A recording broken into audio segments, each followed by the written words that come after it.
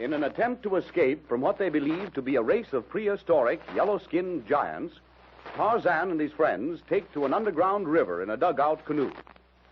The stream carries them through a mountainous cliff, on the far side of which they are on the verge of being drawn over the brink of a waterfall when Tarzan draws them ashore by means of his rope. On the following morning, they begin their search for a means of reaching the river below the falls. O'Rourke finds a well-worn trail which Tarzan believes to be man-made. A short distance along the path, the ape-man becomes suspicious and decides to investigate. Calling a halt, he is about to swing into the trees and advance alone when D'Arnot cries out a sharp warning. As if by magic, the forest all around them becomes alive with yellow men. O'Rourke raises his rifle to shoot. Put down that rifle, O'Rourke. Don't move, any of you. Slowly, cautiously, the circle of yellow giants narrows about the little group, waiting tensely, not knowing what to expect. Step by step, the yellow men approach, their great spears held ready for instant use. Uncle Jim, they're going to kill us. Steady, my dear. If that had been their intention, Jeanette, they could have done so long ago, and we would never have known what struck us. No. Look at their faces. They show more curiosity than cruel intent to kill. At a sign from one who appears to be their leader, the yellow men halt. The little company is completely and closely hedged in by the huge creatures. With the point of his spear almost touching the ape-man's breast, the leader speaks gutturally. Unga, nuktu, unga. Oh, wanga. Tuktu, tokwa. Tarzan slowly shakes his head in a sign that he does not understand. The huge yellow savage thumps himself on the chest. Yola, Mungo. Yola, Mungo. He is telling you, Tarzan, that his name is Mungo. Yes. I am Tarzan. Tarzan of the Apes. Tarzan.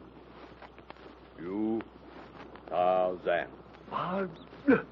The brute speaks English. You understand, Tarzan? Mungo, understand, Tarzan. What you do here? We are trying to reach the river in the valley below. Find our way out of jungle. Tarzan. You come long, Mungo. Talk. Atea. Atea? Who is Atea? Atea, great queen. You give fire sticks. Mungo no hurt. You no give. Mungo take. Yes, and I'm not giving me rifle up to any savage. We'll keep our fire sticks, Mungo. You no give. Mungo take. Tarzan, I think it is best to comply with his demand, temporarily at least. They will only take them by force. We cannot hope to fight them all. But to give up without even trying. Say the word, Tarzan, and I'll let that fellow have it right in the chest. The Major and Wong are ready. No, passa, O'Rourke. You know, Tarzan, that if we were alone, I would be the first to offer resistance. But, Mademoiselle Jeanette, if we are killed, pense-toi, what will become of her? Right. Give up your rifles. Oh, faith, Lieutenant, I don't like it. Neither do I, O'Rourke, mon ami. But we are only 5, not counting Mademoiselle Jeanette. Look around you. There are at least 30 of them against us. All right, Mungo. You have our fire sticks. What now? You come long, Mungo, now. Talk. Atea. Gambu, Ero, do. At the guttural words addressed to his followers, Mungo turns on his heel and stalks down the trail. Closely hemmed in by their gigantic yellow-skinned captors, Tarzan and his friends, now weaponless, follow. Alors, Tarzan, my friend, comme toujours, you were right. What do you mean? About the trail being man-made and being used by men. Tarzan, Yes, O'Rourke. when do we make a fight of it, eh? Attendez, wait, O'Rourke. Have you not noted that our captors are different from those others? All I know is that I don't like the looks of things. And the sooner we can get out of this, the better. Mais écoutez, Monsieur O'Rourke. Can you not understand that an attempt to fight or escape now would mean but one thing, death? We can make an awful good try at it, though. I'm thinking we'll be killed anyway, sooner or later. And what of Mademoiselle Jeanette? No. We must protect her to the last man, O'Rourke. Of course. Yeah. Then the only way we can do that is to remain alive as long as we can. I do not think they would kill her, but they would not hesitate to do away with us. What do you think, Tarzan?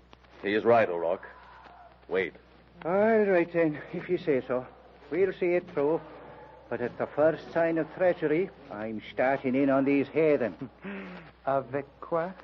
With what, Monsieur O'Rourke? We are unarmed. With me own 2 hands, begorry. We'll wait a little, O'Rourke, until we've seen this Queen Atea. Excellent advice, my friend. And O'Rourke, I repeat, had these savages wished to, they could have killed us out of hand back there on the trail. Well, they're just as bad as them others that took us. They didn't kill us when they had the chance, even after we laid out 6 of them. Oh, but faith and begorry, they were all ready to feed us to the crocodiles, starting in with me. Nevertheless, we are still alive. A good omen, my friend. And as long as we are alive, is it too much to hope that a more propitious moment to consider escape will be given us, eh? Oh, leave be, Wong. You'd talk the legs off a brass saint. But you must admit I am at least logical. Oh, well, yes, maybe you're right, if that's what you mean. Lieutenant Darno, what do you make of the fact that these creatures speak English, or that one of them does, after a fashion? At some time, they must have had contact with English-speaking white men, Monsieur le Docteur. Naturally. But the 2-toed ones beyond the cliff, they spoke no English, nor seemingly did they understand it. Oh, it is very easy to see that these fellows are of a higher mentality than the others. A little less, shall I say, the abysmal brute? Exactly. And you have noticed the fact that not one of these captors of ours has claw feet? Monsieur le Docteur, just what are you driving at? Have you never seen a red rose growing on the same bush with a white one, my friend? Grafting, I believe the English call it. Naturellement, I have seen... Tonnerre de presse, Monsieur le Docteur. You mean those beyond the underground river are really... Mais non, ça c'est impossible, utterly impossible. To the scientific brain, Lieutenant, nothing is impossible. Forced or scientific crossbreeding, in this instance we might call it grafting, is a scientific fact. I could cite you instances. However, it is a truly absorbing study. No, moi, I cannot believe... Oh, Mademoiselle Jeanette, you are puzzled? Well, we've left the first trail we were on, Lieutenant. Isn't this an elephant path we're following now? Oui, dear, so it is. I was so deeply engrossed in a discussion with Monsieur le Docteur Wong that I did not notice. Tarzan? I know, Darno. We're headed away from the river. Look, over there in that clearing. Tantor. Elephants. A whole herd.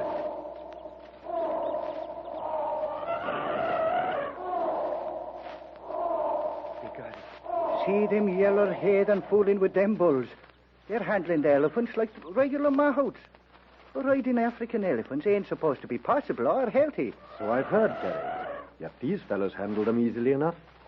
Look how the beasts lift the men up and put them on their backs. Apparently we are going to ride to the abode of the Queen Atea. We shall know immediately, Monsieur le Docteur. Here comes Mungo. City of Queen Atea, long way. White people go on elephant. Come.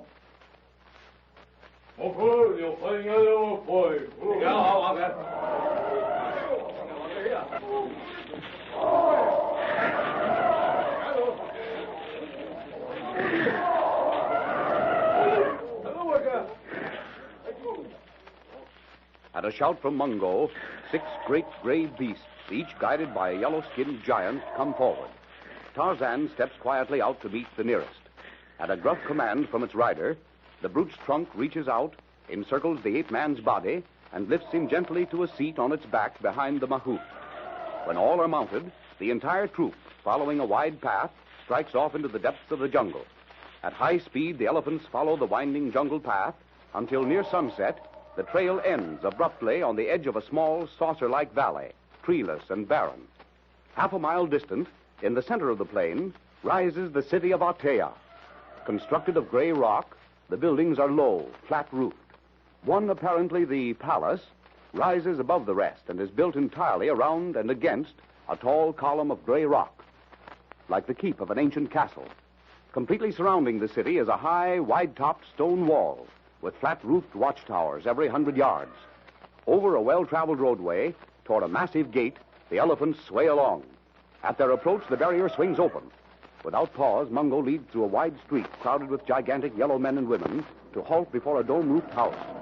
Mungo and several of his men dismount. At guttural commands, the elephants, carrying Tarzan and his friends, lift the whites to the ground with their trunks. Mungo leads the way into a wide circular chamber, furnished with massive wooden couches covered with lion and leopard skins. White people, stay here. Pretty soon, Mungo will come back. Then you talk Atea. Just like that. If the heathen queen's in a good humor, we can talk with her. If she ain't, oh, begorry, I wish I had me automatic. What good would it do you, my friend? If we kill this woman, the giants will annihilate us. A man cannot combat a swarm of ants or bees. Certainly not a horde of armed savages. Be reasonable, Terry. Wong's right. Great Scott, man, do you want to get us all killed with your craving for a fight? Yes, you'll probably get all the fighting you want, Terry, before we're out of this. It will come to fighting sooner or later. It depends on the Queen. Ah, oui, so c'est vrai. Very true. In the meantime, those couches look inviting. I think I shall lie down. Begorry, he's your friend Mungo, Dr. Wong. The heathen devil should made a fast trip. They must be anxious to get over with this stuff. Tarzan, white people, come now. We go Atea.